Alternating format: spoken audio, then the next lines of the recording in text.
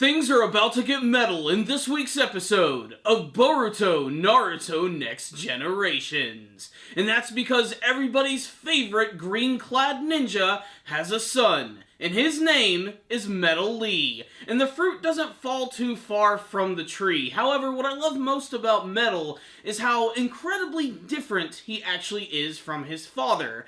He might look like a carbon copy of him, he might have different eyes, but most importantly, his personality is night and day different, with Rock Lee being filled with such exuberant energy, and Metal Lee being basically a complete and nervous wreck.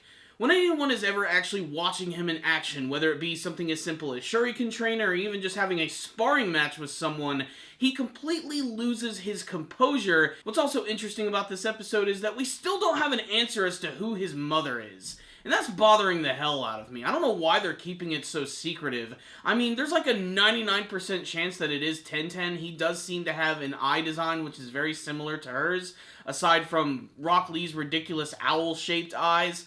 But still, that's all speculation at this point. But this week's episode was pretty interesting, as they got to focus on another brand new character, Metal Lee, who, despite the fact that we've seen him before in the Naruto manga series at the very end, we've seen him in the Boruto movie, we haven't really had a lot of time to develop his character, and this week's episode was the perfect time to do that. Not only that, but it seems like the plot is thickening even more on this mysterious villain who supposedly made an appearance at the very beginning of this week's episode, and the only way that I can even describe this guy is that it's either not a human or it's like a half-human, half-lion type creature. I'm not sure what to make of it. It's completely shrouded in shadow and all this like weird dark blue chakra, and the only thing I can even really equate it to is Tora from Ushio and Tora. That's the feeling that I actually get from this thing, but it seems to be conjuring this dark chakra energy, which it seems to infuse into people in order to control them. But that's all we really get from the villain in this week's episode. This one right here was dedicated to the character of Metal Lee, not to mention we get to see sort of more of the friendly dynamic between Boruto and his brand new friends, which of course means we're going to see the return of Shikadai, we're going to see Iwabe, we're going to see the very super douchey Inojin, and of course the return of the class rep Sumire, who continues to be, in my opinion, very similar to Hinata in many senses, but she seems to have a little bit more confidence in herself. But they're not really the main focus. This week is all about Metal Lee, who is constantly trying to prove himself to the other students in the academy, and the scene actually opens up with him going through some Shuriken training, with Shino actually showing them how it's all done, and man, these ninja kids are freaking psychopaths. The way that they just decide to start throwing Shuriken out, causing him to have to actually dodge. And he doesn't get mad there, but he certainly gets mad when Boruto decides to jump in and show off with a massive freaking windmill shuriken, the Demon Shuriken, which is the one that was classically used by Sasuke in the beginning of the Naruto series. And when he tries to throw this thing, Metal Lee decides he's going to be a badass and try to stop it, but his leg ends up getting caught in the shuriken and he ends up slamming into this log, basically getting a concussion. So as you can imagine, Shino is absolutely pissed, despite the fact that you can't really read him with his weird Star Trek visor that he's wearing, and he's actually decided to not only punish Boruto, but Metal Lee, as well as the other students who are just sort of in the general area, which I think is kind of a raw deal, but it essentially gives us an excuse to see these characters hang out a little bit more, and since this is Konoha Village, they're all into child labor, so they decide to make them go work on the Hokage monument, which was recently destroyed by Boruto and his ridiculous antics. And this is another one of those scenes where it's just like, man, they just have a lot of trust in these kids, allowing them to go up on this massive scaffolding on the side of a giant frigging mountain. And due to Metal Lee trying to work really hard and impress everyone around him and getting completely nervous, he basically ends up like destroying half of the Hokage's face, which is of course Naruto, and it takes out a large part of the scaffolding. They're almost all completely like crushed under rocks. It's a really serious moment for him, and it's at this point that he's actually confronted by his friends, in particular Shikadai, who basically calls him out for being nervous all the time, and this really gets under his skin and he decides to leave, and he gets a pretty harsh scolding from his mother Tamari, and I mean, it was obvious even before this was going to happen, but Tamari is definitely wearing the pants in that family. She's still just as hardcore as she's ever been, and she seems to, like, run the house, essentially. But it was really great to finally see family dynamic with Shikamaru and Tamari and their son Shikadai there. It was a really great moment, and I think that Shikadai is probably the closest to, like, being similar to his parents. You know, not just in the physical appearance, but just in the way that he thinks. Both him and his father even have the classic, like, what a drag line. They both think it at the same time, which Tamari knows exactly that's what they're doing. And he seems to have a lot of, like, the morality that was brought down from Shikamaru as well. Like, he is concerned about Metal Lee, and he decides the next day that he's going to apologize to him. And when he confronts him the next day, Boruto notices that he's actually shrouded in that freaky dark chakra, the same kind that had actually taken over Denki. So, at this point, Metal Lee has been taken over by this weird evil chakra entity, and they're forced to fight him, which is both an exciting battle and also kind of a silly one, because despite the fact that Metal Lee is really strong when he has a lot of confidence, he's still Metal Lee. He's still kind of a goofball, and he actually ends up basically falling over on his ass, and that chakra just decides to leave his body. I'm not sure how that works either. I'm really interested to see if, like, whoever is controlling them with his chakra just decides, that's not the host for me, or if there's, like, something that actually has to happen for them to have that chakra leave their body. Because a similar thing actually happened to Denki when he was able to get over his fears and help out Boruto, and in this week's episode, it was more of a funny moment with Metal Lee actually, like, falling over on his ass.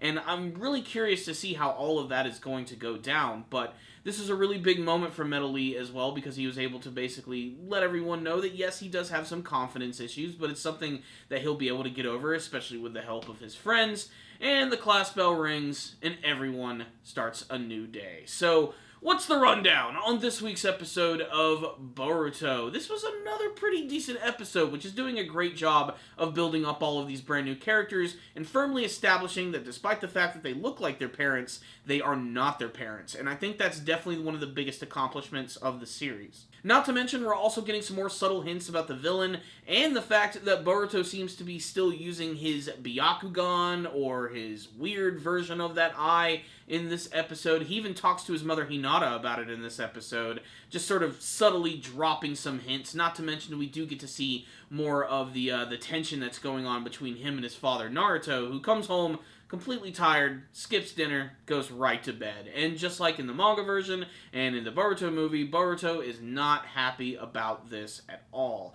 I'm really interested to see what the deal is with his eye, because, I mean, the obvious answer is he does have Byakugan, but there's a lot of people who've come up with their very own theories. It could be like the Tenseigan, or whatever the hell that thing was called. I honestly forgot the name. I think it was the one that was used by the guy in the Naruto the Last movie. I believe he was the one who's using that signature ability. It might be some sort of brand new variant on it, but it does have a lot of the same default abilities of the Byakugan, of being able to see someone's chakra, and in particular being able to see this evil chakra, which might end up playing a very big role, or it could just be an introduction to our first brand new villain of the series. So new, in fact, that they haven't even appeared in the manga version at all. And like I said, you can sort of see them at the beginning of the episode, some sort of weird animalistic creature with glowing red eyes, a giant mane, a tail, you can see the claws and everything. I'm not sure what the hell this thing is, but I'm willing to think it's probably going to be some sort of weird monster, or someone who has some sort of crazy ninja ability.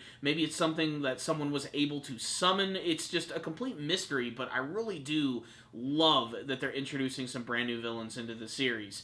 One of my favorite things about this episode, though, was just getting to see the friendly dynamic between Boruto and his friends, and how it contrasts with Naruto's past, where everyone just saw him as basically kind of a doofus that they wanted nothing to do with.